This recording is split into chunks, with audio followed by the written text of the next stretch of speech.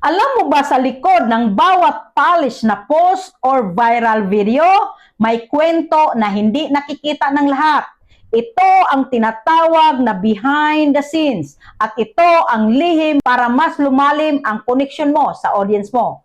Kapag nag-share ka ng behind the scenes content, una, nagiging authentic ka. Nakikita nila na hindi laging perfect ang proseso. Nagbibigay ito ng value.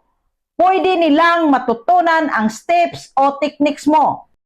Pangatlo, nagpapalakas ng tiwala. Kapag nakikita nila kung paano ka nagtrabaho at nag-effort, mas malaki ang chance na i-follow ka nila at suportahan ang content mo. Kaya huwag matakot ipakita ang proseso, mga bloopers o kahit simpleng behind the scene moments. Sa ganitong paraan, hindi lang makikita ang resulta, kundi ang tunay na journey mo bilang creator.